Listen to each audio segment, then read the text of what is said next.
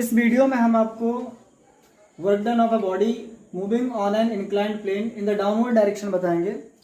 हमने इससे पहले वाली वीडियो में आपको एंगल ऑफ फ्रिक्शन और एंगल ऑफ रिपोज बता दिया है, और एंगल ऑफ रिपोज में हमने बताया था कि जो F S equal to M G sine theta उस सिचुएशन में होगा, उस कंडीशन में होगा जब क्या होगा कि body just begins to slide होगी, यानी कि स्लाइड करने की तुरंत सिचुएशन में जब होगी तब वहां पर एफ एस इक्वल टू हमने एम जी साइन थीटा दिखाया था। लेकिन यहाँ पर मोशन में है, एक्सीलरेशन से डाउनवर्ड मोशन में, नॉट इन अ स्लाइडिंग, ये मोशन में है। तो इसलिए यहाँ पर क्या होगा कि आप सबसे पहले नॉर्मल रिएक्शन को क्या करेंगे।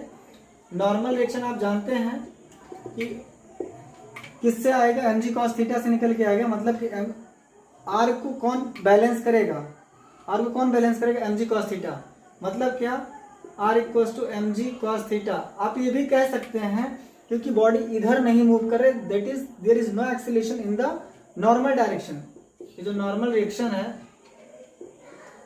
ये बॉडी का ऊपर की तरफ मोशन नहीं है, ठीक है, इस डायरेक्शन में नॉर्मल रिएक्शन की तरफ, इसलिए कोई एक्सीलरेशन नहीं, तो सिर्फ R equal to M G हो जाएगा। इक्वेशन फर्स्ट आप लिखते हैं। फिर जब ये बॉडी डाउनवर्ड मूव करेगी तो बॉडी पर नेट फोर्स कितना काम करेगा। पहली चीज देखें, M G sine theta downward है और एफ के इसके मोशन को, इस फोर्स को अपोज कर रहा है, तो नेट फोर्स कितना आया। नेट फोर्स आप जब एफ इक्वल टू एम में लगाओगे तो एफ कितना हो जाएगा, M G sine theta minus F K equals to M ए।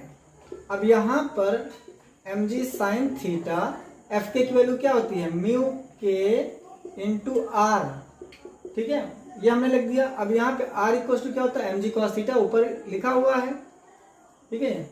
ये किसके लिए है, डाउनवर्ड मोशन के लिए, डाउनवर्ड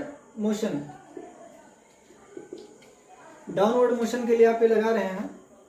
तो यहां पर M G sine theta minus mu K R की वैल्यू कितनी है, M G cos theta equals to M A.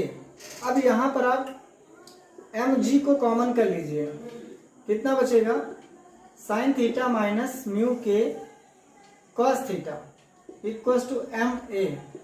M से एम कैंसिल हो जाएगा, तो एक्सीलरेशन कितना आ जाएगा, G sine theta minus mu के कॉस थीटा, ये आपको मिल जाएगा क्या, एक्सीलरेशन। जहां पे म्यू के क्या है, म्यू के है कोफिशिएंट ऑफ काइनेटिक फ्रिक्शन, है, ठीक है। अब अगर आप फोर्स निकाले तो फिर से वही बात कर दोगे, F equals to M A, तो ये आपको फिर से फोर्स कितना मिल जाएगा, ये हो जाएगा M G sine theta minus जो ऊपर लिखा था वही हो जाएगा, म्यू के कॉस थीटा।